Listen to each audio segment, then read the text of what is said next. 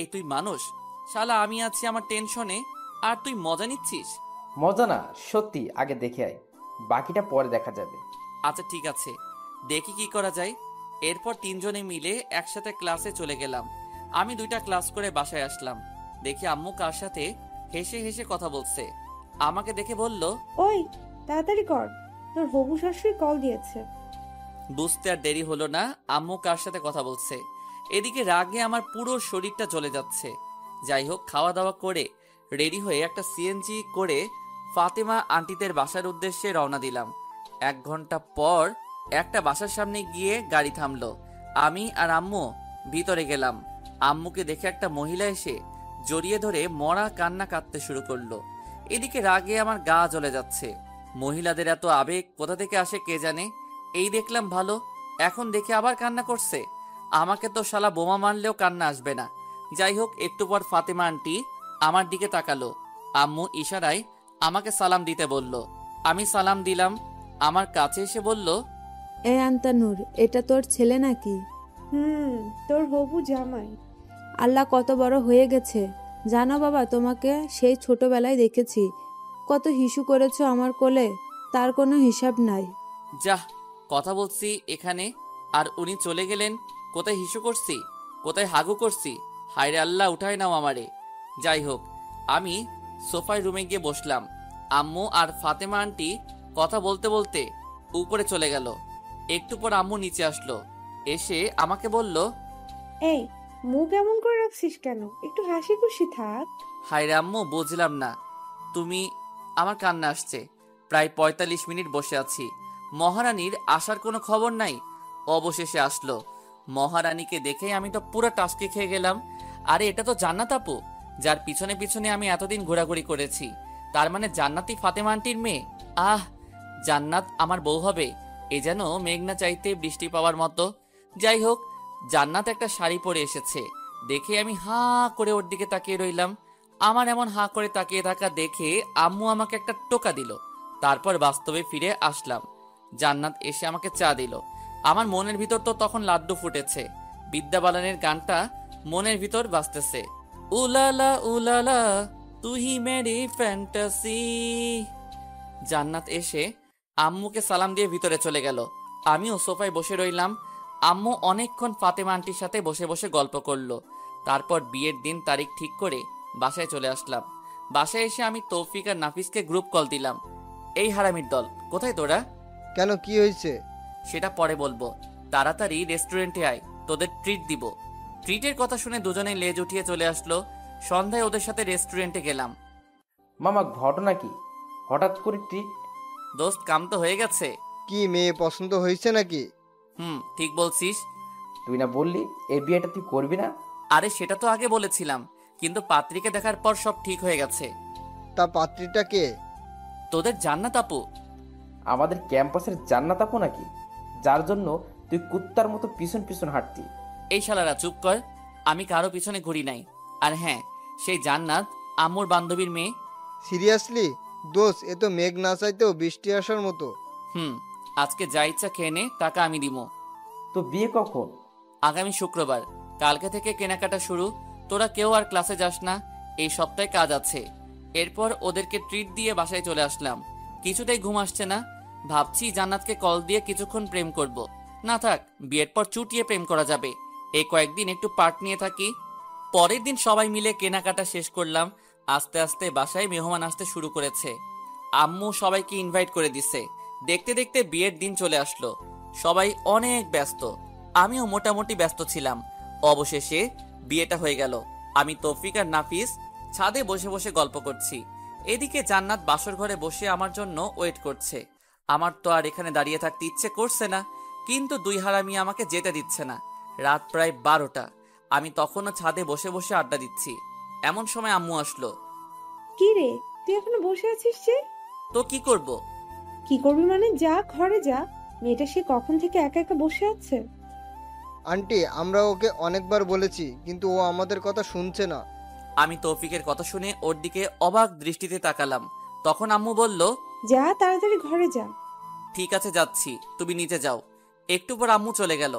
আমি তৌফিককে একটা লাথি মেরে দিয়ে বললাম, এই হারামখোর, তুই আমাকে অনেকবার যেতে বলেছিস, শালা তোর জন্য আমি যেতে পারছি না, আর তুই বলছিস আমাকে যেতে বলেছিস। আরে মামা রাগ করিস কেন, আন্টিকে একটু পাম দিলাম আর কি। আচ্ছা ঠিক আছে, তুই যা। ওকে যাচ্ছি, দোয়া করিস। এই শোন, বল। মনে করে বিড়াল মারিস, তোর ক্ষমতা দেখিয়ে দিবি, না হলে পুরুষ জাতি তোরে ধিক্কার দিবে। চুপ কর, আমি যাচ্ছি। আচ্ছা ঠিক আছে যা, যদি বেঁচে থাকিস তাহলে কাল দেখা হবে। আমি একটা হাসি দিয়ে নিচে চলে আসলাম। বাসর ঘরের সামনে দাঁড়িয়ে আছি, কেমন জানি ভয় লাগছে, আবার লজ্জাও। আহারে, নিজের ঘরে নিজে যাব আর সেখানেই ভয় লাগছে। 2 কেজি সাহস নিয়ে দরজাটা খুললাম, ভিতরে গিয়ে দরজাটা বন্ধ করে দিলাম। দেখলাম জান্নাত মোবাইলে কার সাথে কথা বলছে। আমাকে দেখে মোবাইলটা রেখে দিয়ে চোরের মতো হয়ে গেল, মোবাইলটা রেখে দিল। আমি গিয়ে সামনে দাঁড়ালাম, ভাবছি সে হয়তো সালাম করবে। অনেকক্ষণ দাঁড়িয়ে থাকার পর দেখলাম সে এখনো বসে আছে।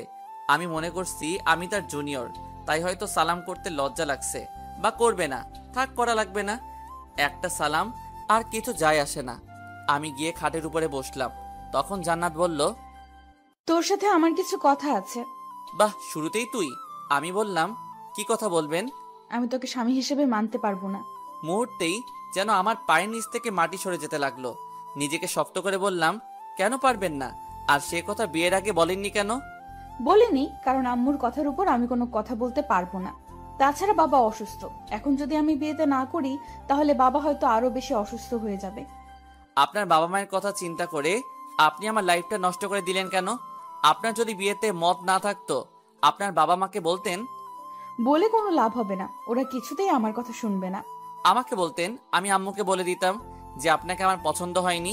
আমি মেহেদিকেও অনেকবার বলেছি পালিয়ে যাওয়ার জন্য, কিন্তু ও এখন নাকি কিছু করতে পারবে না, কিছুদিন সময় লাগবে। মেহেদিকে? আমার বয়ফ্রেন্ড। তো এখন আপনি কি চান? ডিভোর্স। কথাটা শুনে বুকের ভিতরটা কেমন যেন কেঁদে উঠল। ডিভোর্স তো আর বললেই হয়ে যাবে না, কমপক্ষে 6 মাস একসাথে থাকতে হবে। কি 6 মাস? তোকে তো আমার 1 সেকেন্ডও সহ্য হয় না। ডিভোর্স পেতে হলে 6 মাস সহ্য করতে হবে। আচ্ছা ঠিক আছে, আর হ্যাঁ, আরেকটা কথা, কি? এই 6 মাস কোনোভাবেই আমার উপর স্বামীর অধিকার খাটাতে আসবি না। ওকে, এই 6 মাস সবার সামনে অন্তত বউয়ের মতো থাকবেন। মা যদি জানতে পারে অনেক কষ্ট পাবে, আর আমি মায়ের কষ্ট সহ্য করতে পারি না। আচ্ছা ঠিক আছে। তারপর আমি রুম থেকে চলে যাচ্ছি, এমন সময় জান্নাত আবার ডাক দিল। এই কই যাস? বাইরে। এখান থেকে কি করব? না, তুই বাইরে যাবি না। কেন? বাইরে গেলে সবাই সবকিছু বুঝে যাবে। বাহ, বুদ্ধি আছে। এরপর আমি খাটে ঘুমাতে যাব, এমন সময় জান্নাত আবারও চিৎকার দিয়ে ডাক দিল। এই কি করছিস? কেন ঘুমাবো? তো খাটে কেন? তাহলে কোথায় ঘুমাবো? তুই খাটে ঘুমাতে পারবি না, সোফায় ঘুমা। কেন, খাটে ঘুমালে সমস্যা কি? বললাম না তোকে স্বামী হিসেবে মানি না, তাহলে খাটে ঘুমাবি কেন? আমি আর কিছু না বলে একটা বালিশ সোফায় রেখে বারান্দায় চলে গেলাম। ভাবতে লাগলাম কোন অপরাধের কারণে আল্লাহ এত শাস্তি দিচ্ছে আমাকে। বাইরে তাকিয়ে দেখি সবাই ব্যস্ত, বাবুর্চিরা এদিক ওদিক ঘুরছে, আম্মুও সবার সাথে বসে বসে গল্প করছে। কিছুক্ষণ দাঁড়িয়ে থেকে আবার রুমে চলে আসলাম, দেখি জান্নাত কার সাথে মোবাইলে কথা বলছে। আমাকে দেখে আবার মোবাইলটা রেখে দিল। আমি লাইট বন্ধ করে ঘুমাতে যাব, এমন সময় জান্নাত আবারও ডাক দিল। কি রে, লাইট কেন অফ করছিস? তো লাইট জ্বালিয়ে কেউ ঘুমায় নাকি? আমি তোকে বিশ্বাস করতে পারছি না, তুই লাইট দে। দূর, এই রুমেই থাকবো না। এই কই যাস? জাহান্নামে। আপনি তো আমাকে বিশ্বাস করছেন না, এখানে থেকে কি করব? আচ্ছা ডিম লাইটটা জ্বালিয়ে রাখ। আমি আর কিছু না বলে ডিম লাইটটা জ্বালিয়ে সোফায় ঘুমিয়ে পড়লাম। সকালে ঘুম ভাঙলো জান্নাতের মায়াবী মুখটা দেখে। আহ, কি সুন্দর লাগছে দেখে, মনে হচ্ছে নিষ্পাপ একটা শিশু ঘুমিয়ে আছে। হুমায়ুন আহমেদ বলেছিল যে মেয়েকে ঘুমন্ত অবস্থায় সুন্দর দেখায় সেই প্রকৃত সুন্দর। জান্নাতকেও সেই হুমায়ুন আহমেদের অজানা সুন্দরী নারী লাগছে। তারপরে কিছুক্ষণ তাকিয়ে থাকার পর ওর ঘুমটা ভেঙে যায়। আমাকে দেখার আগেই আমি আবার ঘুমের ভাব ধরে সোফায় শুয়ে রইলাম। জান্নাত উঠে ফ্রেশ হতে চলে গেল, আমিও উঠে নাস্তা করে বাইরে চলে গেলাম। তৌফিক আর নাফিসকে গতকাল রাতের ঘটনাগুলো খুলে বললাম। সত্যি জান্নাত তোর কাছে ডিভোর্স চাইছে? তো আমি কি মিথ্যা বলছি? তো এখন কি করবি? দেখা যাক, ডিভোর্স দেওয়া ছাড়া আর কোনো অপশন নাই। তোদের কোনো উকিল পরিচিত আছে? আমার কাকা আছে। আচ্ছা, আমি তোকে সব কাগজপত্র দিব, তুই তোর কাকার সাথে কথা বলে রাখিস। ওকে চল, এখন মন খারাপ করে বসে থেকে লাভ নাই, একটু ঘুরে আসি। ও ঠিক বলছে। আচ্ছা ঠিক আছে, চল। সারাদিন ওদের সাথে ঘোরাঘুরি করে রাত 9টায় বাসায় ফিরলাম। দেখি আব্বু আম্মু সবাই রেগে আগুন হয়ে আছে। কিরে, তুই সারাদিন কোথায় ছিলি? এই তো তৌফিক আর নাফিসদের সাথে। মোবাইল ধরিসনি কেন? সাইলেন্স ছিল। তোর মধ্যে কি কোনো সেন্স নাই? বাসায় নতুন বউ রেখে বাইরে ঘুরতে লজ্জা করে না? এমন বউ দিয়েছো যে আমার লাইফটাই শেষ করে দিল। কি বললি? কিছু না। খেতে আয়। খাবো না, বাইরে থেকে খেয়ে আসছি। আর কোনো কথা না বলে সোজা রুমে গেলাম। গিয়ে দেখি জান্নাত কার সাথে মোবাইলে কথা বলছে। আমাকে দেখে মোবাইলটা রেখে দিল। ওর এসব কাণ্ড দেখে মাথায় পুরো রক্ত উঠে গেল। আমাকে বলল, এই ডিভোর্সের ব্যাপারে কিছু করেছিস? উকিলের সাথে কথা হয়েছে, অন্তত 6 মাস একসাথে থাকতে হবে। তোরে তো আমার 1 সেকেন্ডও সহ্য হয় না। না হলে এখানে আছেন কেন? চলে যান এখান থেকে। এতই যখন তারা বিয়ে কেন করেছেন? তোকে বিয়ে করতে তো আমার বইয়েই গেছে। নিজেকে কখনো আয়নায় দেখেছিস? তোর সাথে আমার যায়? ভদ্রভাবে কথা বলুন, এটা আমার বাসা, আপনার নয়। তোর বাসা দেখে আমাকে ধমকাচ্ছিস? লজ্জা হওয়া উচিত তোর। দূর, ভালো লাগে না। কেন যে এই ফালতু মেয়েকে বিয়ে করতে গেলাম কে জানে। রুম থেকে বের হয়ে সোজা ছাদে চলে গেলাম। ছাদে অনেকক্ষণ বসে থাকার পর রুমে আসলাম। তখনও দেখলাম জান্নাত কার সাথে যেন কথা বলছে। আমাকে দেখে আরো হেসে হেসে কথা বলছে। কিছু না বলে বালিশ নিয়ে সোফায় ঘুমিয়ে পড়লাম। সকালে ঘুম থেকে উঠে দেখি জান্নাত বিছানায় নেই, মনে হয় ওয়াশরুমে গেছে। মোবাইলটা টেবিলের উপর রাখা। আমি তাড়াতাড়ি উঠে মোবাইলটা নিলাম। বাহ, লক করা নেই। সাথে সাথে মেসেজগুলো দেখতে লাগলাম। মেসেজ দেখে আমার পুরো মাথা গরম হয়ে আছে। আমি নাম্বারটা নিয়ে নিলাম। দরজার আওয়াজ শুনলাম, মনে হয় জান্নাত আসছে। আমি মোবাইলটা রেখে তাড়াতাড়ি বাইরে চলে গেলাম। এভাবে জান্নাত আর আমার দিনগুলো চলতে লাগলো। আমি কলেজে যাওয়া শুরু করলাম। পরের দিন থেকে জান্নাতও যায়। আম্মু বলছে দুজনকে একসাথে যাওয়ার জন্য, কিন্তু জান্নাত আমাকে পার্সোনালি নিষেধ করে দিয়েছে, সে আমার সাথে যাবে না। সেদিন ক্লাস শেষ করে আমি বাইরে এসে দেখি জান্নাত তার বন্ধুদের সাথে বসে বসে আড্ডা দিচ্ছে আর হাসাহাসি করছে। দেখে রাগ হতে শুরু করলো। আমি কাছে গেলাম। চলেন। কোথায়? বাসায়। আমি তোর সাথে যাব না, তুই যা। তুই বলার কারণে সবাই হা করে আমার দিকে তাকিয়ে আছে। আম্মু বলেছে আপনাকে সাথে করে নিয়ে যেতে। ওই কুত্তা, তোরে না বলছি আমার উপর স্বামীর অধিকার খাটাতে আসবি না? যা তুই, তোর মাকে নিয়ে থাক। মাকে নিয়ে কোনো বাজে কথা বলবেন না। বললে কি করবি? আপনি বাসায় চলুন। এ কথা বলে আমি ওর হাতটা ধরে টানতে চাইছি, এমন সময় ঠাস আমার গালে একটা চড় বসিয়ে দিল। তোর সাহস কি করে হয় আমার হাত ধরার? বেহায়া কোথাকার। এ কথা বলে জান্নাত উঠে চলে গেল। আমি গালে হাত দিয়ে দাঁড়িয়ে রইলাম। পুরো ক্যাম্পাসের ছাত্রছাত্রী আমার দিকে তাকিয়ে আছে। লজ্জায় মাথা কাটা গেল। আমি আর দাঁড়িয়ে না থেকে একটা পার্কের পাশে এসে বসে রইলাম। এমন সময় জান্নাতের মোবাইল থেকে নেওয়া নাম্বারটার কথা মনে হলো। চিন্তা করলাম কল দিব, কিন্তু না, দিলাম না। নাম্বারটা সেভ করে নিলাম। ইমোতে কানেক্ট হওয়ার পর প্রোফাইলের ছবিটা দেখলাম। একটু সুন্দর হ্যান্ডসাম ছেলে বাইকের উপর বসে আছে। মনে হয় এই ছেলের সাথে জান্নাতের রিলেশন চলছে। ছেলেটাকে দেখে কেমন যেন মনে হলো প্লে বয়। আমি ছবিটা নিয়ে আমাদের বন্ধুদের গ্রুপে দিলাম আর বললাম এই ছেলেকে দেখার সাথে সাথেই আমাকে কল দিতে। তারপর ওখানে আরো কিছুক্ষণ থেকে বাসায় চলে গেলাম।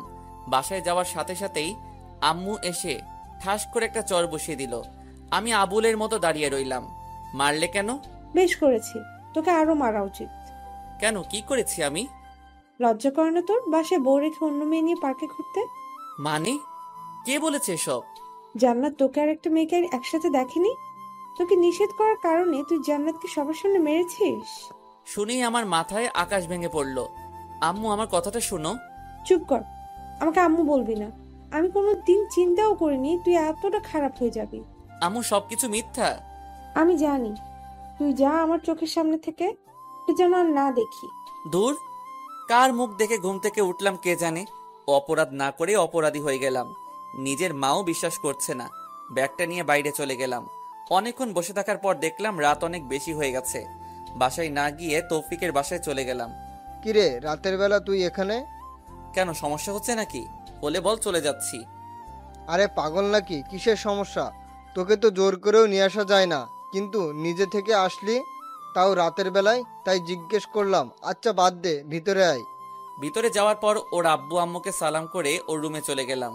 ফ্রেশ হয়ে আসলাম, দেখি আব্বু বারবার কল দিচ্ছে। আমি কেটে দিয়ে সুইচ অফ করে দিলাম। তৌফিকের আম্মু এসে খাওয়ার জন্য ডাকতে লাগলো। দুজনে গিয়ে খেয়ে আসলাম। তৌফিক বলল, এবার বল কাহিনী কি? আমি পুরো ঘটনাটা তৌফিকের সাথে শেয়ার করলাম। তৌফিক বলল, তাহলে এই ব্যাপার? আচ্ছা, তোর কাকার সাথে ডিভোর্সের ব্যাপারে কথা বলেছিস? কিছুদিনের মধ্যেই ডিভোর্স পেপার চলে আসবে। তুই একটু বলিস যেন তাড়াতাড়ি দিয়ে দেয়। আচ্ছা ঠিক আছে। তারপর তৌফিকের সাথে ঘুমিয়ে পড়লাম। পরের দিন তৌফিকদের বাসা থেকে সরাসরি কলেজে চলে গেলাম। ক্লাস করতে ভালো লাগছে না, তাই বাইরে এসে আমি, তৌফিক আর নাফিস গাছতলায় বসে আছি। দেখলাম জান্নাত একটা ছেলের সাথে বাইকে করে কলেজে আসছে। বাইক থেকে নেমে ছেলেটার হাত ধরে উপরে যেতে লাগলো। দেখে আমার মাথা খারাপ হয়ে গেল। আরে, সে তো এখন আমার বউ। ডিভোর্স হওয়ার পর সে যা ইচ্ছা করুক, কিন্তু এখন কেন? রাগে আমার লোম দাঁড়িয়ে গেল। তারপর আমি উঠে জান্নাতের কাছে যেতে লাগলাম। কিরে, কই যাস? তোরা দাঁড়া, আমি আসছি। দাঁড়া, আমরাও আসছি। তারপর তিনজন মিলে জান্নাতের সামনে গেলাম। আপনি এই ছেলেটার হাত ধরেছেন কেন? সেটা কি তোকে বলতে হবে? অবশ্যই, ভুলে যাবেন না আমি আপনার স্বামী। তোকে আমি স্বামী হিসেবে মানি না। তোকে না বলেছি আমার উপর অধিকার খাটাতে আসবি না? আপনি না মানলে কিছু করার নাই। আপনি এখন আমার স্ত্রী, আমাদের এখনো ডিভোর্স হয়নি। সো আপনাকে আমার কথা মতো চলতে হবে। যদি না চলে কি করবি? দেখবেন কি করব। কি করবি তুই দেখা। আমি আস্তে আস্তে জান্নাতের কাছে যেতে লাগলাম, আর সে পিছাতে লাগলো। আমি জান্নাতের সামনে গিয়ে জান্নাতের পাশে থাকা ছেলেটাকে একটা ঘুষি মারি। আমার কর্মকাণ্ড দেখে সবাই হা করে তাকিয়ে আছে। ছেলেটার কলার চেপে ধরলাম। এই হালার পুত, কি নাম তোর? লজ্জা করে না অন্যের বউয়ের সাথে প্রেম করতে? তুই জানিস আমি কে? তুই আমেরিকান প্রেসিডেন্ট হলেও আমার দেখার টাইম নাই। তোকে যদি জান্নাতের সাথে দেখি তোর খবর আছে। দেখ তোর কি হাল করি। সাথে সাথে মোবাইলটা বের করে কাকে যেন কল দিতে চাইছিল। আমি মোবাইলটা নিয়ে আছাড় দিয়ে ভেঙে ফেললাম। তারপর ছেলেটাকে আরো একটা ঘুষি দিলাম। ঠোঁট কেটে রক্ত বের হচ্ছে। তৌফিক আর নাফিস এসে আমাকে টেনে নিয়ে গেল। জান্নাত আমার রেগে যাওয়া দেখে ভয় কাঁপতে লাগলো। তৌফিক আর নাফিসের সাথে নিচে চলে আসলাম। কলেজের পেছনে গিয়ে অনেকক্ষণ বসে রইলাম। কিছুই ভালো লাগছে না। কলেজ ছুটি হয়ে গেছে। তৌফিক, আমি আর নাফিস বসে রইলাম। অনেকক্ষণ পর আমরাও উঠে হাঁটা দিলাম। পরে তৌফিক আর নাফিজের কাছ থেকে বিদায় নিয়ে বাসার দিকে রওনা দিলাম। ওরাও ওদের বাসায় চলে গেল। দুপুরবেলা রাস্তায় মানুষজন খুব একটা বেশি নাই, একেবারে নেই বললেই চলে। খেয়াল করে দেখলাম দুইজন ছেলে সিগারেট টানতে টানতে আমার পিছনে আসতে লাগলো। আরেকটু যাওয়ার পর আরো চারজন একটা গলি থেকে বের হয়ে আসলো। দেখতে মাস্তান টাইপের, আমার পিছু পিছু আসতে লাগলো। হঠাৎ করে একটা ছেলে পেছন থেকে আমার ঘাড়ের উপর হাত দিয়ে চাপ দেয়। আমি পেছনে তাকাই। কি সমস্যা? ঘাড়ে কেন হাত দিলেন? আগুন আছে, সিগারেট ধরাবো। না, আমি ওসব খাই না। আইসে আমার লক্ষ্মী ছেলে, ওইসব খায় না। কি ব্যাপার? আপনাদের সমস্যা কি? আমার কোনো কথার উত্তর না দিয়ে একটা ছেলে এসে আমার মুখ চেপে বাকিগুলো এসে আমার উপর ঝাঁপিয়ে পড়ে। একা ওদের সাথে পেরে উঠতে পারছি না, ওরা অনেক বাজে ভাবে আমাকে মারে। দুইজনে আমার হাত ধরে রাখে, বাকিগুলো মুখে আর বুকে ঘষাতে লাগে। মুখ দিয়ে রক্ত পড়ছে। আমি দাঁড়িয়ে থাকতে না পেরে শুয়ে গেলাম। দেখলাম জান্নাত আর ওই ছেলেটা বাইক নিয়ে আসলো। ছেলেটা সবাইকে বলল, মরে গেলে নদীতে নিয়ে গিয়ে ফেলে দিস। জান্নাত ওর কথা শুনে হাসছে। তারপর দুজনে বাইক নিয়ে চলে গেল। একটা ছেলে লাঠি দিয়ে মাথায় আঘাত করবে। তারপর আর কি কিছু মনে নেই। যখন জ্ঞান ফিরল, নিজেকে হাসপাতালে আবিষ্কার করলাম। দেখলাম তৌফিক আর নাফিস পাশে বসে আছে। এখন কেমন লাগছে? মোটামুটি। আম্মু কই? এতক্ষণ ছিল, আমরা তাকে বাসায় পাঠিয়ে দিচ্ছি। এই 2 দিন এখানে থেকে তিনিও অসুস্থ হয়ে গেছে। তার মানে 2 দিন পর জ্ঞান আসলো। শরীরের প্রত্যেকটা অঙ্গ ব্যথা করছে। অনেক কষ্টে উঠে বসলাম। তারপর ওদের বললাম, জান্নাত আসছিল? একবার আসছিল, ওর বাবা নাকি অসুস্থ, সেখানে চলে গেছে। ও আচ্ছা। তোর এই অবস্থা কি করে হলো? এই, তুই পাগল হয়েছিস? ও ঠিক মতো কথাই বলতে পারছে না, আর তুই ঘটনা জিজ্ঞেস করতেছিস? আচ্ছা, বাসায় চলো, ওখানে বলবো। এখন বাসায় যাওয়া যাবে না, তোর আরো 2 দিন থাকতে হবে। এখানে থাকতে ভালো লাগছে না। আম্মুকে একটা কল দে, আজকে চলে যাব। তারপর আম্মু আসলো, এসে আমাকে ধরে কান্নাকাটি শুরু করে দিল। ডাক্তারের কাছ থেকে অনুমতি নিয়ে বাসায় চলে গেলাম। সেদিন রাতে তৌফিক আর নাফিজের আমার সাথে ছিল। তাদের সব ঘটনা খুলে বলি। তৌফিককে বললাম তাড়াতাড়ি ডিভোর্স পেপারটা যেন রেডি করে। সেদিন তিনজন একসাথে ঘুমিয়ে পড়লাম। পরের দিন দেখি জান্নাত ওর বাবার বাড়ি থেকে চলে আসছে। আমাকে দেখে বলল, কিরে বেঁচে আসিস? আমি তো ভাবছি মারা গেছিস। রাগে আমার রক্ত গরম হয়ে গেল। তৌফিক আর নাফিস সবকিছু শুনে ফেলেছে। ওদেরকে দেখে জান্নাত চোরের মতো রুম থেকে বের হয়ে গেল। সেদিন থেকে ওর সাথে কথা বলি না, এমনকি নিজের রুমেও যাই না। অসুস্থতার জন্য কলেজে যেতে পারছি না। জান্নাত ঠিকই আছে, কলেজে গিয়ে যে কি করে সেটা আমি খুব ভালো করেই জানি। এভাবে আরো 1 সপ্তাহ কেটে গেল। জান্নাতের ব্যবহার আরো খারাপ হতে লাগলো। একদিন সকালবেলা ঘুরতে বের হইছি, এমন সময় সাইদের কল আসলো। কিরে, কি অবস্থা? এই তো মোটামুটি। তোর কি অবস্থা? আছি আগের মতো। বন্ধু, তুই যে একটা ছেলে ছবি দিয়েছিলি, মনে আছে? কি হইছে এখন? ওই ছেলেটা একটা মেয়ের সাথে পার্কে বসে আছে। আরে কি বলিস, কোন পার্ক? ঘড়ির দিকে তাকিয়ে দেখি 11টা বাজে। জান্নাত কি কলেজের নাম দিয়ে ছেলেটার সাথে পার্কে গেছে? কেমন জানি খারাপ লাগছে। বিয়ের পরও এসব করে। আর ছেলেটাই বা কেমন? অথচ মা জান্নাতের কথা শুনে আমাকেই অবিশ্বাস করে। না, এত কিছু ভেবে লাভ নেই। আগে পার্কে যাই, দুজনের একসাথে কয়েকটা ছবি নেই, তারপর আম্মুকে দেখাবো, সহজেই ডিভোর্সটা হয়ে যাবে। তাড়াতাড়ি পার্কে গেলাম। সাইদও সেখানে দাঁড়িয়ে আছে। দুজনে ভিতরে গেলাম। দেখলাম সেই ছেলেটা যে লোক পাঠিয়ে আমাকে মেরেছে জান্নাতকে বাইকে উঠিয়ে ঘোরাফেরা করে। ছেলেটাকে স্পষ্ট দেখা যাচ্ছে, কিন্তু মেয়েটাকে দেখা যাচ্ছে না। আমার কেমন যেন মনে হচ্ছে এই মেয়েটা জান্নাত নয়। উল্টো পথে গিয়ে দেখি আসলে এই মেয়েটা জান্নাত নয়। তার মানে ছেলেটা এইরকম আরো অনেক মেয়ের সাথে প্রেমের অভিনয় করে। শালারে দেখলেই মনে হয় একটা প্লে বয়। কোনো কিছু না ভেবে ভিডিও করা শুরু করলাম। বাহ, কি সুন্দর একজন আরেকজনকে জড়িয়ে ধরে আছে, হাতে হাত রেখে হাসাহাসি করছে। সাইদকে বললাম, তুই ভিডিও করতে থাক, সেটা জান্নাতকে পাঠাই। সাথে সাথে জান্নাত পাঠিয়ে দিলাম। জান্নাত ভিডিওটা দেখে আমাকে কল দেওয়া শুরু করলো। আমি ধরলাম না। তারপর সে আমাকে একটা SMS দিল, জায়গাটা কোথায় সেটা বলার জন্য। আমি পার্কের নাম সেন্ড করে দিলাম। 10 মিনিটের মধ্যে জান্নাত সেখানে এসে হাজির। আমি আর সাইদ লুকিয়ে গেলাম। জান্নাত পাগলের মতো ছেলেটাকে খুঁজতে লাগলো। তারপর ছেলেটাকে দেখে ফেলে। ছেলেটার সামনে গিয়েই ওর শার্টের কলারটা চেপে ধরে ঠাস ঠাস 2টা চর বসিয়ে দেয়। ছেলেটা রাগী দৃষ্টিতে জান্নাতের দিকে তাকায়। জান্নাত বলতে থাকে, ছি, তোর লজ্জা করে না আমার সাথে রিলেশন করে এখন অন্য মেয়ের সাথে টাঙ্কি মারতে? তুমি যা ভাবছো তা নয়, আমার কথাটা একটু শোনো। কি শুনবো তোর কথা? যা দেখার তা তো নিজের চোখেই দেখলাম। জান্নাতের কথা শুনে ছেলেটার পাশে থাকা মেয়েটা রেগে যায়। তারপরও সেও ছেলেটা একটা চট দিয়ে চলে যায়। আমি আর সাইদ বসে বসে হাসতেছি। শালা প্লে বয়, এবার ঠেলা সামলা। মেয়েটা চলে যাওয়ার পর মেহেদি জান্নাতের গালে একটা চর বসিয়ে দেয়। সাথে সাথে আমার মাথা খারাপ হয়ে গেল। ইচ্ছে করছিল ছেলেটাকে মেরে পুঁতে ফেলি, কিন্তু না, জান্নাত তো আমাকে অনেক কষ্ট দিয়েছে। এবার বুঝুক ভালোবাসার মানুষ কষ্ট দিলে কেমন লাগে। বেশি আলকাপিরিত দেখালে এমনটাই হয়। মেহেদি জান্নাতকে বলতে লাগলো, এই, তুই আমাকে ফারিয়ার সামনে অপমান করলি কেন? বেশ করেছি। তুই আমার সাথে রিলেশনের থেকে আবার অন্য মেয়ের সাথে কি? কি তোর সাথে রিলেশন? কি করে ভাবলি আমি তোর সাথে প্রেম করতেছি? মানে আমি তোর সাথে কোনো রিলেশন করিনি। যা ছিল সেটা হচ্ছে টাইম পাস। আর তোর মতো মেয়েকে আমি আমার স্ত্রী বানাবো, সেটা ভাবলি কি করে? কেন? আমি কি করছি? পারবি না কেন? যে মেয়ে বাসায় স্বামীর সাথে খারাপ ব্যবহার করে, বিয়ের পরে অন্য ছেলের সাথে রিলেশন করে, তাকে আমার বউ বানাবো, এটা জীবনেও সম্ভব নয়। প্রপোজ করার সময় এটা মনে ছিল না? সব ছিল।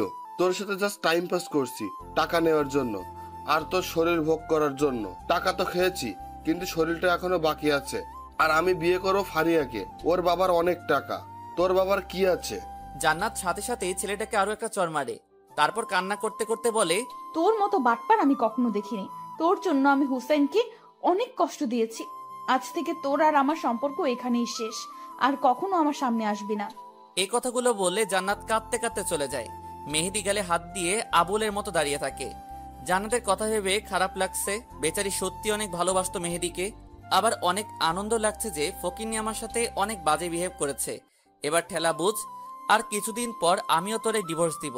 তখন বুঝবি তোর জীবনে এই হুসাইনের গুরুত্ব কি পরিমাণ ছিল। যাই হোক, সাইদকে একটা ধন্যবাদ দিলাম। সে মেহেদিকে না দেখলে হয়তো ছেলেটা জান্নাতের সাথে শারীরিক রিলেশনও করে ফেলতো। আল্লাহ বাঁচাইছে।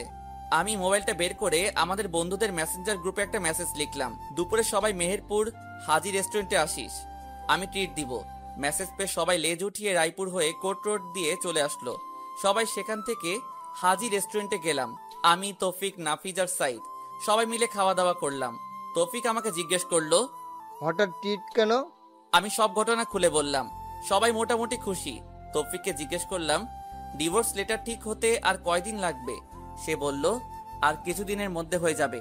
বিকেলে আর বাসায় গেলাম না, সবাই মিলে আড্ডা দিলাম। রাতে বাসায় গেলাম। কি রে, সারাদিন কই ছিলি? এই তো বন্ধুদের সাথে। এই অসুস্থ শরীর নিয়ে বন্ধুদের সাথে কি? এই, তোর সাথে কি জান্নাতে কিছু হয়েছে? না, কেন? দুপুরে এসে না খেয়ে শুয়ে আছে, অনেকবার ডেকেছি, খাবে না বলেছে, রুম থেকে বের হচ্ছে না। আমি কিছু জানি না, যদিও সব জানি তবুও কিছু বললাম না। দেখ তো বাবা, মেয়েটা কিচ্ছু খাচ্ছে না, এভাবে না খেয়ে থাকলে তো অসুস্থ হয়ে যাবে। আচ্ছা, দেখতেছি। যা ডেকে নিয়ে আয়, দুজনে একসাথে খেতে আয়। তারপর রুমে গেলাম, দেখি জান্নাত উল্টো হয়ে শুয়ে আছে। আমাকে দেখেই উঠে বসলো। আমি কিছু না বলে ওয়াশরুমে চলে গেলাম। ফ্রেশ হয়ে এসে বললাম, আম্মু খাওয়ার জন্য ডেকেছে, খেতে চলেন। আমি খাবো না, তুমি খেয়ে নাও। আমি তো অবাক হয়ে গেলাম, যে মেয়ে আমাকে তুই ছাড়া কথা বলতো না, আর সেই আমাকে তুমি করে ডাকছে।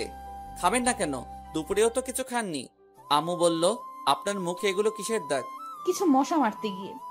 খেতে আসেন, সবাই বসে আছে।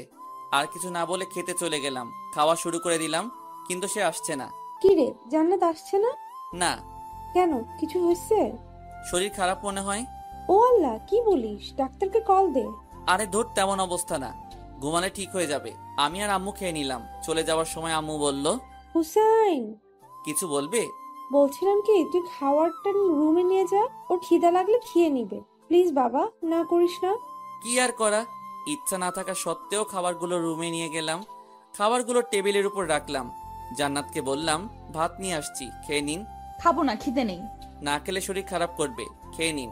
আর কিছু না বলে বালিশটা নিয়ে সোফায় শুয়ে পড়লাম। জান্নাত কিছু একটা বলতে গিয়েও বলল না। রাতের বেলা হঠাৎ কিছু একটা শব্দ শুনে ঘুমটা ভেঙে গেল। তাকিয়ে দেখি জান্নাত পাগলের মতো খাবারগুলো খাচ্ছে। আমি মুচকি হেসে মনে মনে বললাম, গরিবের কথা বাসি হলেও মিষ্টি হয়। আমি না জাগার ভান ধরে শুয়ে আছি। জান্নাত একবার খাবারের দিকে তাকায়, আরেকবার আমার দিকে তাকায়, তারপর ঘুমিয়ে গেলাম। ঘুম থেকে উঠে দেখি জান্নাত নিজের কম্বলটা আমার গায়ে জড়িয়ে দিয়ে কোথায় যেন চলে গেছে। উঠে ফ্রেশ হয়ে নিলাম। খাবার টেবিলে গিয়ে দেখি পছন্দের সব খাবার। ঘটনা কি? আজকে তো বিশেষ কোনো দিন না। আম্মুকে জিজ্ঞেস করলাম, আজকে এগুলো কেন? আম্মু হেসে বলল, জান্নাত নাকি আমার জন্য নিজের হাতে বানিয়েছে। আসলে মেয়েদের মন বোঝা জীবনেও সম্ভব না। এরা কখন কি করে নিজেও জানে না। কিছু না বলে খেয়ে নিলাম। তারপর রেডি হয়ে বাইরে চলে গেলাম। আজকে আড্ডা দেওয়ার জন্য যাচ্ছি না, একটা চাকরির জন্য ইন্টারভিউ দিতে যাচ্ছি। বসে বসে তো অনেক খাইলাম, এবার ফ্যামিলির পাশে দাঁড়ানো উচিত। ইন্টারভিউ দিয়ে বন্ধুদের সাথে কিছুক্ষণ আড্ডা দিয়ে রাতে বাসায় আসলাম। সবাই একসাথে খেয়ে নিলাম। রুমে গিয়ে শুয়ে শুয়ে মোবাইল টিপতেছি, এমন সময় জান্নাত রুমে আসলো।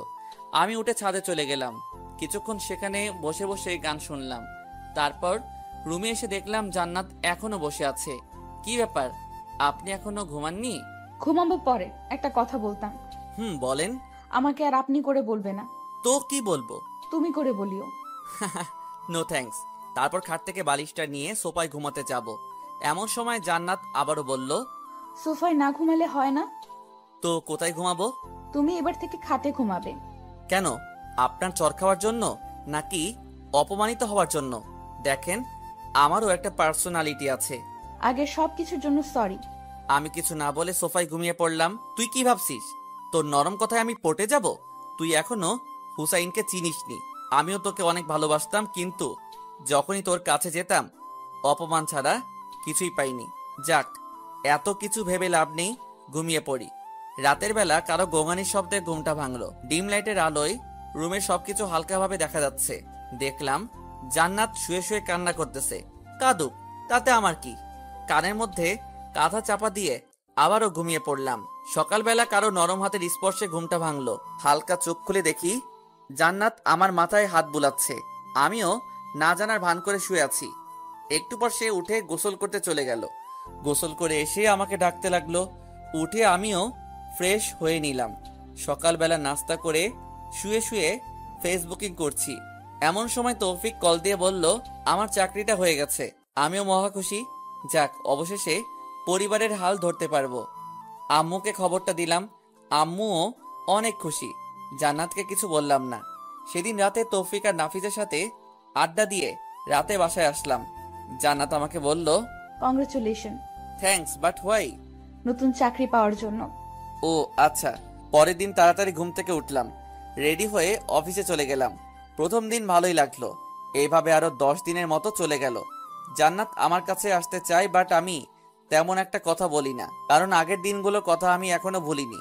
জান্নাতের জন্য আমি এখন প্রায় কলেজে যাই না বললেই চলে। সেদিন সবার সামনে অপমান করার পর থেকে কারোর সামনে যাই না, শুধু পরীক্ষাটা দিয়ে আসি।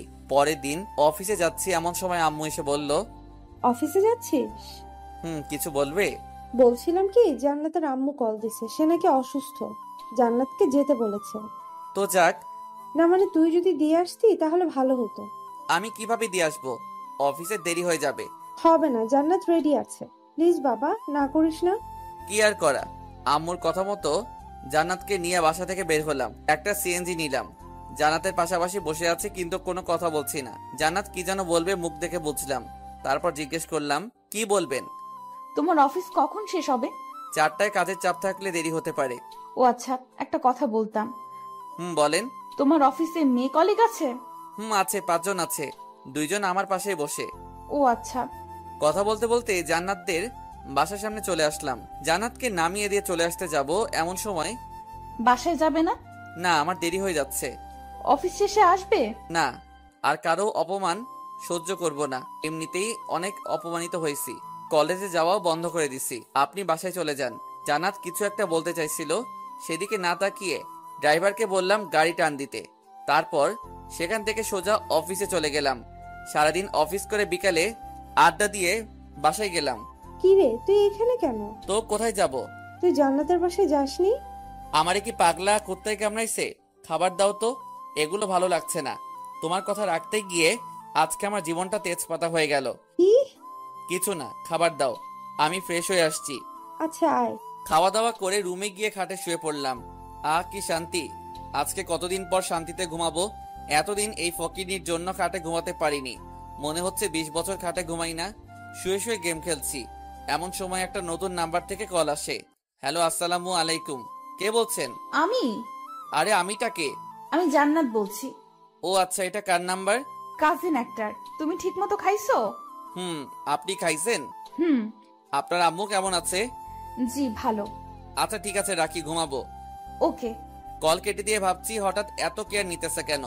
মায়া মানুষের বিশ্বাস নাই, এদের মনে কখন কি চলে এরা নিজেরাই জানে না। যাই করুক, জান্নাত যে আমাকে আস্তে আস্তে ভালোবেসে ফেলেছে সেটা আমি ঠিকই বুঝতে পেরেছি। এভাবে 1 সপ্তাহ চলে গেল। আমিও আরামে ঘুমাই, খাই দাই আর অফিস করি। জান্নাতের সাথে কথা হয় না। যদি সে কল দেয় তাহলে জাস্ট হাই হ্যালো ছাড়া তেমন কোনো কথা হয় না।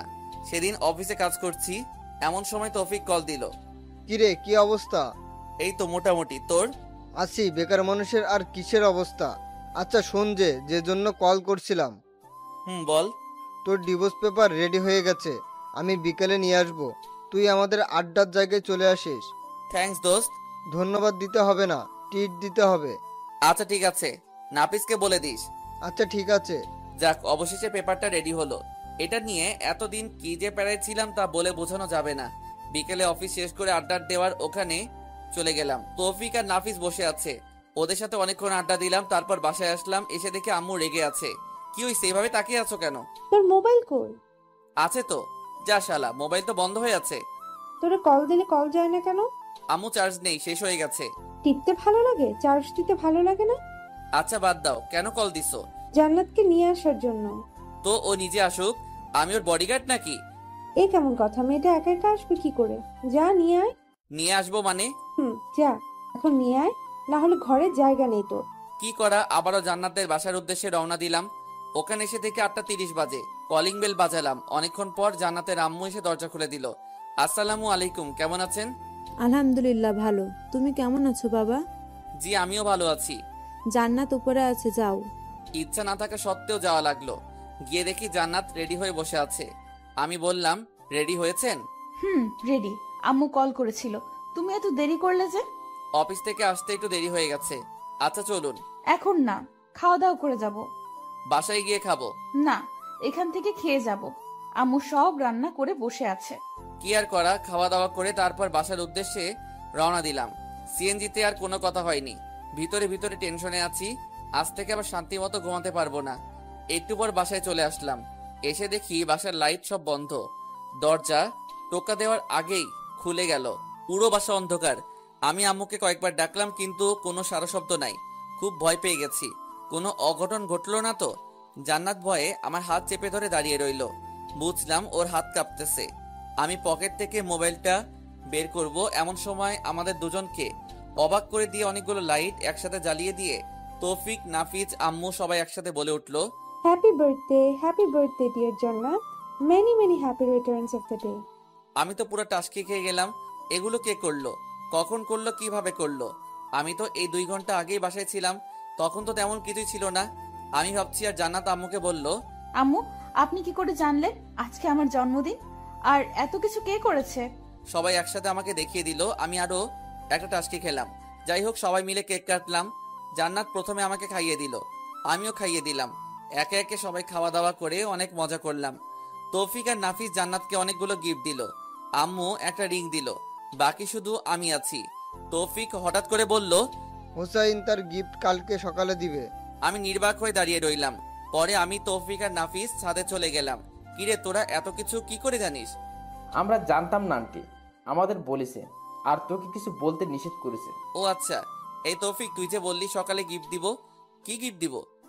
আরে বেটা, জান্নাত তোর কাছে ডিভোর্স চাইছে না, ডিভোর্স পেপার তো রেডি, সকালে দিয়ে দিবি। আর এটা হবে জান্নাতের জন্য সবচেয়ে বড় উপহার।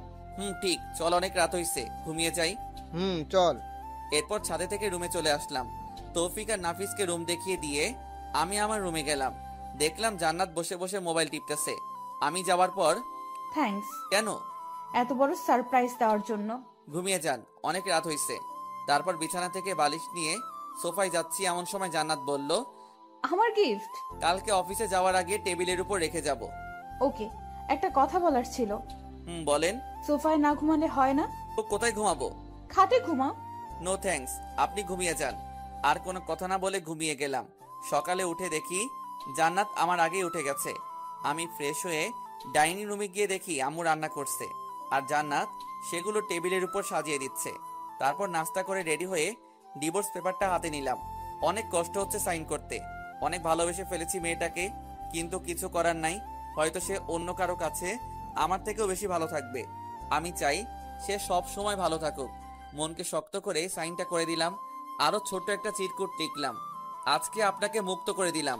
আপনার জন্মদিনে আপনার বেস্ট চাওয়াটাই আমি পূরণ করার চেষ্টা করেছি। আশা করি আপনি সাইনটা করে দিবেন। অনেক বেশি ভালো থাকবেন। আল্লাহ যেন আপনাকে অনেক ভালো রাখে, সেই দোয়াই রইল। চিরকুট আর ডিভোর্স পেপার টেবিলের উপর রেখে চলে গেলাম অফিসে। যাত্রাপথে সাইদের সাথে দেখা। কিছুক্ষণ আড্ডা দিয়ে অফিসে গেলাম। 20 মিনিট দেরি হওয়ায় বস ইচ্ছামতো ঝাড়ি দিল। রাগে মোবাইলটা সাইলেন্ট মোড করে রেখে দিয়ে কাজ করতে শুরু করি। অন্য দিনের তুলনায় আজকে একটু কাজের চাপ বেশি ছিল, কিন্তু কিছু করার নাই। বেশি বাড়াবাড়ি করলে চাকরিতে চলে যাবে। বিকেলবেলা অফিস থেকে মোবাইলটা বের করে তো মাথায় আকাশ ভেঙে পড়লো। আম্মু 122টা কল দিছে। জান্নাতের আম্মুও অনেকগুলো কল দিছে। তৌফিক আর নাফিস কল ও মেসেজ দেখে মাথা নষ্ট। এত কল, এত মেসেজ, অথচ আমি টেরি পেলাম না। মোবাইলটা হাতে নিয়ে দেখি জান্নাতের আম্মু আবার কল দিছে। হ্যালো। আমি কলটা কেটে দিয়ে আম্মুকে কল দিলাম। আম্মু কল ধরছে না। এরপর তৌফিককে কল দিলাম। হ্যালো দোস্ত, কি অবস্থা? কিরে, তুই কল ধরছিস না কেন? আসলে অফিসে কাজের চাপ বেশি ছিল তাই। এখন কই আছোস? এই তো কোর্ট মোড়। তাড়াতাড়ি মানারাত হাসপাতালে আয়। কেন, কি হইছে? জান্নাত সুইসাইড করতে চাইছিল, পরে আমরা সবাই মিলে হাসপাতালে নিয়ে আসছি। কি? সুইসাইড করতে চাইছিল মানে? দাঁড়া, আমি এক্ষুনি আসছি। তাড়াতাড়ি আয়। কল কেটে দিয়ে হাসপাতালের উদ্দেশ্যে রওনা দিলাম। কেমন জানি খুব টেনশন হচ্ছে। জান্নাত হঠাৎ করে সুইসাইড করবে কেন? সেখানে গিয়ে দেখি আম্মু, তৌফিক, নাফিজা, জান্নাতের আম্মু বাইরে বসে আছে। আমাকে দেখে সবাই উঠে দাঁড়ালো। আম্মু এসে ঠাস করে আমার গালে একটা চর বসিয়ে দিল। আমি আবুলের মতো গালে হাত দিয়ে দাঁড়িয়ে রইলাম। বাবা, তোমার সাথে কি জান্নাতের কিছু হয়েছে? জি না, আমার সাথে তো কিছু হয়নি। তাহলে সে সুইসাইড করতে গেল কেন? আমি মাথা নিচু করে দাঁড়িয়ে আছি। আম্মু এসে বলল, তুই কল ধরিসনি কেন? অফিসে ছিলাম তাই সাইলেন্ট মোড করা ছিল। লাগবে না তোর চাকরি করা, আজ থেকে চাকরি ছেড়ে দিবি। আর তুই আমার সাথে মিথ্যা বলেছিস কেন? কি মিথ্যা? জান্নাত এতদিন তোর সাথে যা যা করেছে সেগুলো আমাকে বলিসনি কেন? তোমাকে এগুলো কে বলেছে? আম্মু তৌফিক আর নাফিসের দিকে তাকালো। আমি বুঝে গেলাম ওরাই আম্মুকে সব ঘটনা বলে দিছে। তৌফিক আর নাফিসের দিকে আমি রাগী দৃষ্টিতে তাকালাম। ওরা নিচের দিকে তাকিয়ে আছে। এমন সময় ডাক্তার এসে বলল জান্নাতের জ্ঞান ফিরেছে। আম্মু আর শাশুড়ি ভিতরে গেল। তৌফিক আর নাফিস ভিতরে যেতে চাচ্ছিল। আমি বললাম, এই তোরা দাঁড়া। কিছু বলবি? আম্মুকে কথাগুলো কে বলেছে? একজন অন্যজনের দিকে তাকিয়ে আছে। কিরে কথা বলিস না কেন? আমরা দুজনেই বলেছি। কেন বলেছিস? জানিস আম্মু কত কষ্ট হবে, কারণ জান্নাতকে আম্মুই পছন্দ করেছে। আন্টিকে না বলে কোনো উপায় ছিল না। তিনি আমাদের যেভাবে চাপের মুখে ফেলেছে, না বলে থাকতে পারিনি। সরি দোস্ত। বন্ধু, একটা কথা বলতাম। কি? আমার মনে হয় ডিভোর্সটা না দিলেই ভালো হয়। কেন হঠাৎ এটা মনে হলো কেন? দেখ, জান্নাত তোকে আগে ইগনোর করতো, সেটা আমরা সবাই জানি, কিন্তু এখন সে তোকে অনেক ভালোবাসে। দেখছিস না, ডিভোর্স পেপার পাওয়ার সাথে সাথে সে সুইসাইড করতে চাচ্ছিল। দোস্ত, ডিভোর্স দিস না, সবকিছু আবার নতুন করে শুরু কর। এই সব কিছুই আমার মনে মনে ছিল। আসলে জান্নাতকে বোঝাতে হবে ভালোবাসার মানুষ কষ্ট দিলে কেমন লাগে, তাই তাকে আরো কিছু শাস্তি দিতে হবে। আচ্ছা দেখা যাবে। শোন, জান্নাতকে আরো কিছু শাস্তি দিতে হবে। আমার সাথে যেগুলো করেছে সেগুলোর ফল ওকে ভোগ করতে হবে। তুই এই অবস্থায় শাস্তি দিতে চাইছিস? কিভাবে দিবি? সময় হলে দেখবি। এখন এগুলো না বললেই ভালো হবে। এমন সময় আম্মু আবার বাইরে আসলো। এই হারামজাদা, তোর কাছে একটু দয়া মায়া নেই? মেয়েটা কেমন আছে একটু দেখতে ইচ্ছে করে না? আয় ভিতরে আয়, সে তোকে ডাকছে। তারপর তৌফিক আর নাফিসকে সাথে নিয়ে ভিতরে গেলাম। আমি গিয়ে ওর মাথার পাশে বসলাম। আমাকে দেখে অন্যদিকে মাথা ঘুরিয়ে শুয়ে আছে। আম্মু সবাইকে ইশারা করলো বাইরে চলে যেতে। সবাই বাইরে চলে গেল। অনেকক্ষণ বসে থাকার পর নীরবতা ভেঙে আমি বললাম, এখন কেমন আছেন? সেটা তোর না জানলেও চলবে। বুঝে গেলাম রেগে আছে। সমস্যা নাই বালিকা, তোমার জন্য যে এখনো কি কি ওয়েট করতেছে সেটা নিজেও জানি না। আবার বললাম, রাগ করছেন নাকি? রাগ করার মানুষ থাকলে তো রাগ করব। আচ্ছা বাদ দেন, এবার বলেন এই কাজটা কেন করতে গেলেন? তুই কিছু বুঝিস না? আপনি কেন সুইসাইড করতেছেন সেটা আমি কি করে বুঝবো? যা, তোর বোঝা লাগবে না। এখানে কেন এসেছিস? আমি মরলে তুই খুশি হতি? সবাই বলেছে আপনাকে দেখতে, তাই আসলাম। কি? সবাই বলেছে সেজন্য তুই আমাকে দেখতে এসেছিস? তার মানে তুই মন থেকে আমাকে দেখতে আসিসনি। আচ্ছা বাদ দেন, এবার বলেন জন্মদিনের গিফট পেয়ে খুশি হয়েছেন? না হওয়ার কি আছে? খুশির ঠেলায় নিজের জীবনটাই দিয়ে দিতে চাইছিলাম, কিন্তু পারলাম না। খুশি হননি কেন? আজ থেকে তো আপনি মুক্ত, নিজের ইচ্ছা মতো চলতে পারবেন, প্রেম করতে পারবেন। তোর কি একটুও বুক কাঁপলো না? না, আমি জাস্ট আপনার ইচ্ছাটাই পূরণ করতে চাইছিলাম। তুই জীবনেও বুঝবি না। না বুঝাই ভালো। আম্মু এসে বলল, এই তোদের কথা শেষ হয়েছে? আমরা তো কথাই বলিনি, শুরুও নাই শেষও নাই। আম্মু কিছু না বলে রাগী দৃষ্টিতে আমার দিকে তাকিয়ে আছে। শাশুড়ি এসে আম্মুকে বলল, আন্তানুর, জান্নাতকে আমার বাসায় নিয়ে যাই, কয়েকদিন ওখানে থেকে তারপর পাঠিয়ে দিব। তুই যেটা ভালো মনে করিস। বাহ, দুজনের ফ্রেন্ডশিপ রক্ষা করার জন্য আমাকে বলে দিল। আমি বের হয়ে যাচ্ছি, এমন সময় আম্মু বলল, কি রে, তুই কই যাস? বাসায়। এখানে থেকে কি করব? যা, জান্নাতকে ওদের বাসায় দিয়ে আয়। কিছু না বলে দাঁড়িয়ে আছি। আম্মু আবার বলল, কি রে, কথা কানে যায় না? আরে দিয়ে আসবো তো, এমন করো কেন? যা, সিএনজি নিয়ে আয়। তারপর একটা সিএনজি নিলাম। আমি জান্নাত আর জান্নাতের আম্মু গাড়িতে উঠে জান্নাতের বাসার দিকে রওনা দিলাম। তৌফিক আর নাফিসকে বললাম আম্মুকে ঠিক মতো বাসায় দিয়ে আসতে। গাড়িতে কোনো কথা হয়নি। বাসার সামনে নেমে জান্নাতকে ধরে ধরে বাসায় নিয়ে যাচ্ছি, কিন্তু ফকির নিয়ে হাঁটতে পারছে না। ইচ্ছা না থাকা সত্ত্বেও কোলে নিলাম। কোলে নিয়ে বাসায় দিয়ে আসলাম। বা ফকিনির ভিতরে ভিতরে লাড্ডু ফুটতেছে। আমিও খুশি, কখনো এভাবে আগে স্পর্শ করিনি। কিন্তু জানো, তুমি তো জানো না তোমার জন্য আমি কি পরিমাণ বাঁশ রেডি করতেছি। বাঁশ থেরাপি দিয়ে তোমার অহংকার আমি মাটিতে লুটাবো, টেরও পাবে না হুসেন কি জিনিস। যাই হোক, বাসার ভিতরে নিয়ে জান্নাতকে খাটে রাখলাম। ওরে আল্লাহ, মেয়ে মানুষ এত ওজন! দেখলে মনে হয় ফুদিলে উড়ে যাবে, কিন্তু ভিতরে ভিতরে এত ওজন জানা ছিল না। জান্নাতকে খাটে রেখে আমি হাঁপাতে লাগলাম। সে আমার কর্মকাণ্ড দেখে হাসতে লাগলো। ওকে রেখে চলে আসবো এমন সময় পেছন থেকে ডাক দিল, হুসাইন, কিছু বলবেন? আজকে না গেলে হয় না? না, আমি এখনো বাসায় যাইনি, অফিসের পোশাকে রয়ে গেছি। কিছু খাইছো? না, সময় পাইনি, বাসায় গিয়ে খাবো। এখানে খেয়ে যাও। No thanks. আর কিছু না বলে সোজা হাঁটা দিলাম। জান্নাতের আম্মুও অনেকবার বলল থেকে যেতে, কিন্তু না করে দিয়েছি। বিদায় নিয়ে বাসায় চলে আসলাম। এসে ফ্রেশ হয়ে কিছু খেয়ে শুয়ে পড়লাম। এভাবে কিছুদিন চলে গেল। জান্নাতের সাথে আর কোনো যোগাযোগ করিনি। মাঝে মাঝে সে কল দিত, বাট আমি ধরতাম না। কয়েকদিন পর সকালবেলা অফিসে যাওয়ার জন্য রেডি হচ্ছি, এমন সময় আম্মু আসলো। কিছু বলবে? অফিস কয়টায় ছুটি হবে? 4টায়। কাজ বেশি থাকলে দেরি হতে পারে। কেন? না, বলছিলাম অনেকদিন হলো মেয়েটাকে দেখছি না, তুই যদি জান্নাতকে নিয়ে আসতি। সরি আম্মু, আমি পারবো না। যার দরকার সে নিজেই আসবে। এই কেমন কথা? একা একটা মেয়ে নিজে থেকে কি করে আসবে? যেভাবে আসুক না কেন, আমি নিয়ে আসতে পারবো না। বেশি দরকার হলে তুমি যাও। যা, তোর যাওয়া লাগবে না, আমার মেয়েকে আমিই নিয়ে আসবো। যা ইচ্ছা করো। আর কোনো কথা না বলে অফিসে চলে গেলাম। বিকালে কিছুক্ষণ আড্ডা দিলাম। একটু রাত করে বাসায় আসলাম। এসে দেখি জান্নাত চলে এসেছে। কিছু না বলে রুমে গিয়ে ফ্রেশ হয়ে শুয়ে আছি। জান্নাত এসে বলল, ভুলেই গেছো, একটাবার জিজ্ঞাসা করলে না কেমন আছি। মনে রাখার জন্য কোনো চুক্তিপত্র হয়েছে নাকি যে আপনাকে মনে রাখতে হবে? জান্নাত মন খারাপ করে বলল, খেতে আসো। আমি খাবো না, বাইরে থেকে খেয়ে আসছি, আপনারা খেয়ে নিন। জান্নাত কিছু না বলে চলে গেল। আমি শুয়ে শুয়ে ফেসবুকিং করছি। একটু পর সে আসলো। মনে হয় খাওয়া শেষ। আমার সামনে এসে ঘুরঘুর করতেছে। আপনি কেন এসেছেন? মানে? মানে আপনি এই বাসায় কেন এসেছেন? আপনার চাওয়া তো আমি পূরণ করে দিয়েছি, আবার কি? তুমি এভাবে কথা বলছো কেন? বললাম তো আগের ঘটনাগুলোর জন্য সরি। এসব সরি টরি বলে লাভ নেই। ডিভোর্স চাইছেন, দিয়ে দিয়েছি। এবার থেকে আপনি আপনার মতো আর আমি আমার মতো। আমি এসব মানি না। আমি আম্মুকে ছাড়া থাকতে পারবো না। যেদিন আম্মু বলবে সেদিন চলে যাব।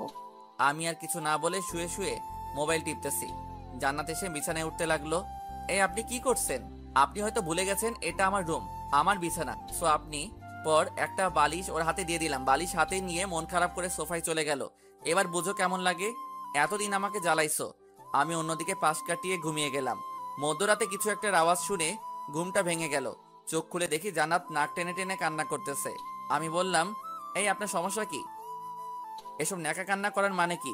তোমার এত কিছু জানতে হবে না। জানার দরকারও নেই। অন্য কোথাও গিয়ে কাঁদেন, এখানে ঘুমে ডিস্টার্ব হচ্ছে। সকালে আমার অফিস আছে। জানা তারপরও কান্না করতেছে। আরেকবার নাক টানা শুনলে লাথি দিয়ে রুম থেকে বের করব। যত সব আজাইরা। দেখলাম জান্নাত কিছু না বলে ওয়াশরুমে চলে গেল। আমি মনে মনে ভাবছি, এবার ঠেলা বোঝো জানো, আমিও অনেক কষ্ট পাইছি। ভাবতে ভাবতে কখন যে ঘুমিয়ে গেছি মনে নেই। ঘুম থেকে উঠে দেখি জান্নাত আমার আগেই উঠে গেছে। আমি গিয়ে ফ্রেশ হয়ে নাস্তা করে অফিসে চলে গেলাম। অফিস করে বাসায় আসার সময় তৌফিক আর নাফিসকে কল দিয়ে আসতে বললাম। ওরা আমার আগেই বসে আছে। কি রে, কি অবস্থা তোদের? এই তো তোর মতো আর টাকা ইনকাম করতে পারছি না। বেকার মানুষের অবস্থা তো ভালো করেই জানিস। আচ্ছা আয়, ওদিকে গিয়ে বসি। চল। জান্নাত কেমন আছে রে? ভালোই, কিন্তু একটা জিনিস আমার মাথায় আসছে না। কি? জান্নাতকে ডিভোর্স পেপার দিলাম, সেটারও কোনো খবর নাই। সে এখান থেকেও যাচ্ছে না। আরে বোকা, ও কি করে? সে এখন ফিদা হয়ে গেছে।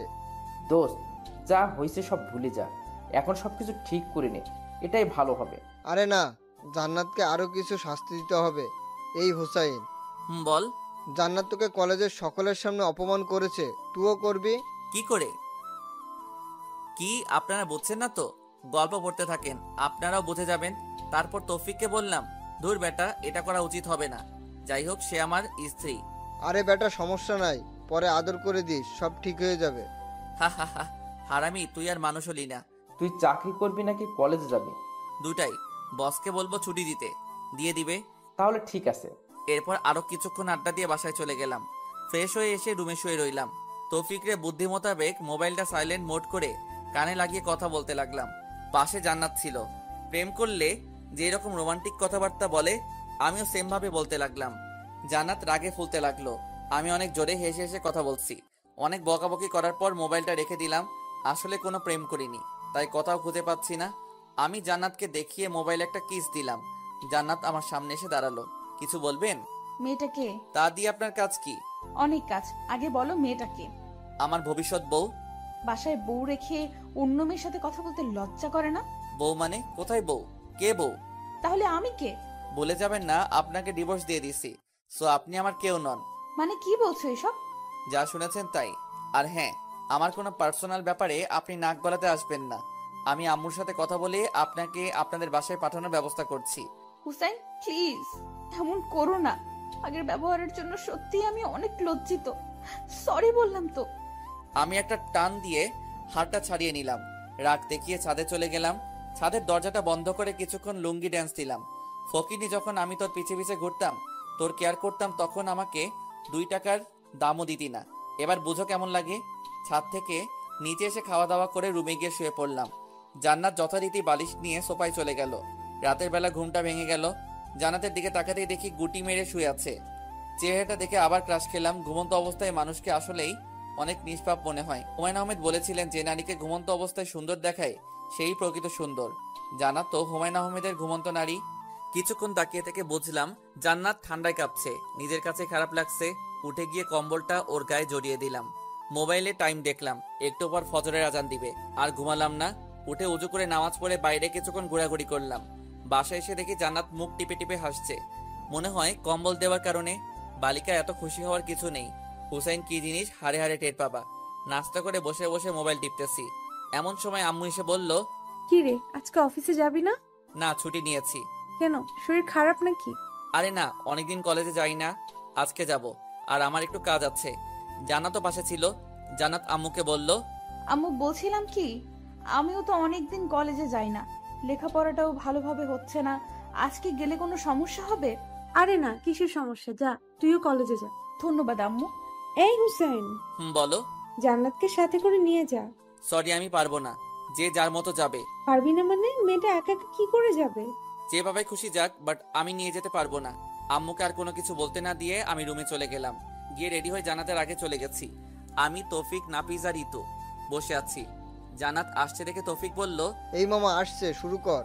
কে আসছে? আরে বেটা, তোর সিনিয়র বউ আসছে, শুরু কর। আমি এবার ইতুর হাতটা ধরে বসে হেসে হেসে কথা বলছি। ইতু প্ল্যান মোতাবেক আমার হাত ধরে আছে। জান্নাত এটা দেখে তো রাগে লাল হয়ে গেল। আমার দিকে না তাকিয়ে উপরের তলায় চলে গেল। আমরা সবাই হাসতে হাসতে শেষ। ক্লাস করিনি, ওখানে বসে আছি। দেখলাম জান্নাত উপর থেকে বারবার আমার দিকে তাকাচ্ছে। আমিও খুব সুন্দর করে অভিনয় চালিয়ে যাচ্ছি। 2 ঘন্টা চলে যাওয়ার পরে জান্নাত আর ওর কয়েকটা বান্ধবী মিলে আমাদের কাছে আসলো। তৌফিক আর নাফিজ একসাথে গান গাইতেছে। আমাদের এই বাজে স্বভাব কোনোদিন যাবে না। একটা সিনিয়র মেয়ে এসে বলল, কানের নিচে যখন কয়েকটা পড়বে তখন সব রকমের বাজে স্বভাব চলে যাবে। আপু আসসালামু আলাইকুম, ভালো আছেন?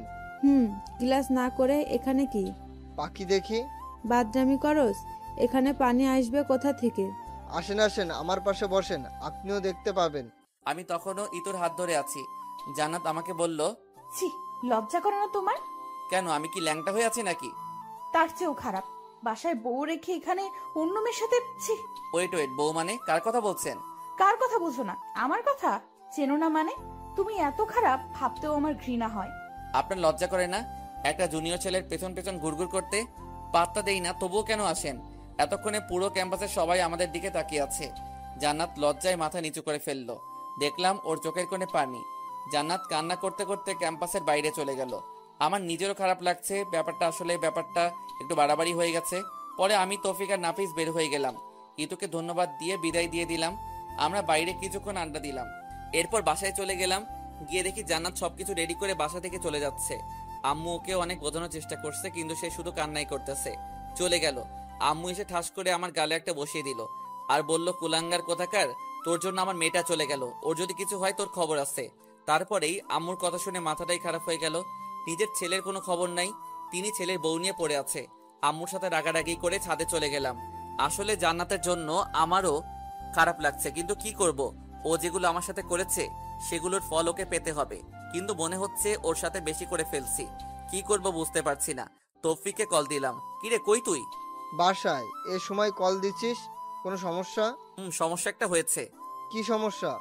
মোবাইলে বলা যাবে না, তুই দিঘির সামনে আয়, আমি নাফিসকে বলে দিচ্ছি। আচ্ছা ঠিক আছে, তোর বলা লাগবে না, আমি বলে দিচ্ছি। দে। কয়টায় আসবি? আসরে নামাজ পড়ে আয়। ওকে। এরপর কল কেটে দিলাম।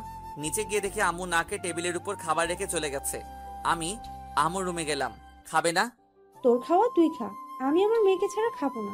এই মহা যন্ত্রণা, দূর ভালো লাগে না। আমিও না খেয়ে চলে আসলাম। রুমে এসে শুয়ে পড়লাম। ঘুমানোর চেষ্টা করলাম, ঘুম আসছে না। পরে উঠে বাহিরে চলে গেলাম। আসরে নামাজ পড়ে দিঘির সামনে গেলাম। দেখলাম তৌফিক আর নাফিস বসে আছে। কিরে, তোরা আসছিস? তোর নাম্বার বন্ধ কেন? মোবাইলটা হাতে নিয়ে দেখি সুইচ অফ হয়ে আছে। তৌফিক বলল, বল কি সমস্যা? আমি সবগুলি ঘটনা খুলে বললাম। দোস্ত, আমার মনে হয় তোর এখন জান্নাতের বাসায় যাওয়া উচিত। ধুর, আমি ওখানে গিয়ে কি করব? কি করবি মানে? ওর কাছে ক্ষমা চেয়ে নিবি আর বলবি ডিভোর্স পেপারটা নকল ছিল। আরে না, এটা হয় না। না হলে তুমি বসে বসে আঙ্গুল চোষো। জান্নাত কি সব কিছু মেনে নিবে? নিবে। দেখলি না, সে তোর সাথে অন্য কাউকে সহ্য করতে পারে না। সেটা তো আগে ছিল, কিন্তু কলেজে যা করলাম আমার জন্য এখন ঘৃণা ছাড়া ওর মনে আর কিচ্ছু নাই। চেষ্টা করতে তো আর কোনো সমস্যা নেই। তোকে তখনও বলেছিলাম সবকিছু চিন্তা ভাবনা করে কর। শালা মিথ্যুক, তোর জন্য এসব কিছু হয়েছে। তোর বুদ্ধি না শুনলে কিছুই হতো না। আরে আমি কি জানতাম নাকি যে তামান্না বাসা ছেড়ে চলে যাবে? আচ্ছা বাদ দে তো, এখন কেমনে কি করবি সেটা চিন্তা কর। আচ্ছা চল কিছু খেয়ে আসি। তোর তো খাওয়া ছাড়া আর কোনো কাজ নাই। এই তুই আজকে ওদের বাসায় যাবি? না, গেলেও কালকে। ওদের সাথে আরো কিছুক্ষণ আড্ডা দিয়ে বাসায় চলে গেলাম। রাত প্রায় 10টা। খেতে বসলাম। আম্মু আসলো না। একা খেতে বসেছি, এমন সময় জান্নাতের আম্মু কল দিল। হ্যাঁ, পুরোটা বলার আগেই জান্নাতের আম্মা কল দিয়ে কান্নাকাটি শুরু করে দিল। বাবা, তুমি কই? আমি তো বাসায়। আপনি কাঁদছেন কেন? কোনো সমস্যা? জান্নাত? কল কেটে দিল। আমি আবার কল দিলাম কিন্তু ধরতেছে না। না, আর বসে থাকা যায় না। জান্নাতের কি হয়েছে আল্লাহ জানে। তৌফিক আর নাফিসকে কল দিয়ে বের হতে বললাম। বাসা থেকে বের হয়ে একটা সিএনজি নিলাম। মাঝপথে তৌফিক আর নাফিসকে তুলে নিলাম। কিরে এত রাতে আবার কি হলো? জান্নাতের আম্মা কল দিয়ে কান্না করতে লাগলো। কেন, কি হয়েছে? আমি নিজেও জানি না। পুরোটা শোনার আগে কল কেটে দিল। তারপর আমি কল দিলাম কিন্তু ধরতেছে না। আল্লাহ, কি হয়েছে? কথা বলতে বলতে ওদের বাসার সামনে চলে আসলাম। অনেকবার কলিং বেল বাজালাম কিন্তু ভিতর থেকে কোনো শব্দ নাই। দরজা ধাক্কা দিলাম, তাও কোনো লাভ হলো না। পরে তৌফিক বলল দরজা ভেঙে ফেলার জন্য। তিনজনে অনেক কষ্ট করে দরজাটা ভাঙলাম। ভিতরে গিয়েই তো আমার মাথা খারাপ হয়ে গেল। জান্নাতের বাম হাতটা কাটা, পিঙ্কি দিয়ে রক্ত বের হচ্ছে।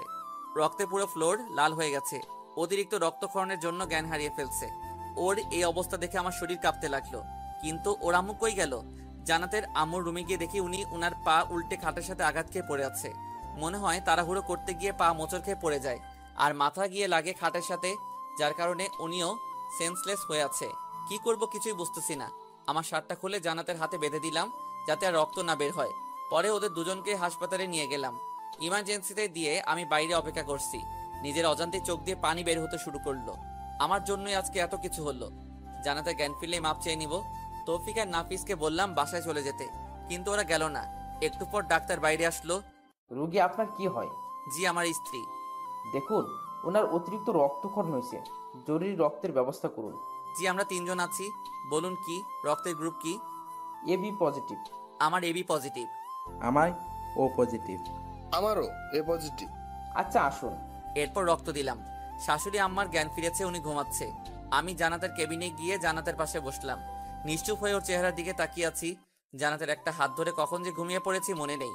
সকালে ঘুম ভাঙলো কারো হাতের স্পর্শে। চোখ খুলে দেখি জান্নাত আমার মাথায় হাত বুলাচ্ছে। আমার ঘুম ভেঙে যাওয়া দেখে অন্যদিকে মুখটা কালো করে শুয়ে রইল। কি ব্যাপার, এমন করছিলেন কেন? সেটা কারো না জানলেও চলবে। বুঝলাম সে এখনো রেগে আছে। কেন এটা করলেন? কি করব বলো? আমি তো তোমাকে অনেক কষ্ট দিছি, অপমান করছি, তোমার সাথে খারাপ ব্যবহার করেছি। তুমি তো আমায় ক্ষমা করবে না। তাই বলে সুইসাইড করবেন? আগেও এই একই কাজটা করেছেন। কেন বাঁচালে? আমি মরলে তোমার কি? ঠাস করে একটা ওর গালে বসিয়ে দিলাম। তুমি আমাকে মেরেছো? মেরেছি, বেশ করেছি। আমার বউকে আমি মেরেছি, তাতে আপনার কি? বউ, তাহলে সেদিন ডিভোর্স লেটার দিলে কেন? ওটা ডিভোর্স লেটার ছিল না, জন্মদিনের একটা কার্ড ছিল। শুধু মিথ্যা চিঠিটা আমি লিখেছিলাম। কালকে কলেজে এগুলো কেন করলে তাহলে? আমার সাথে করেছিলেন।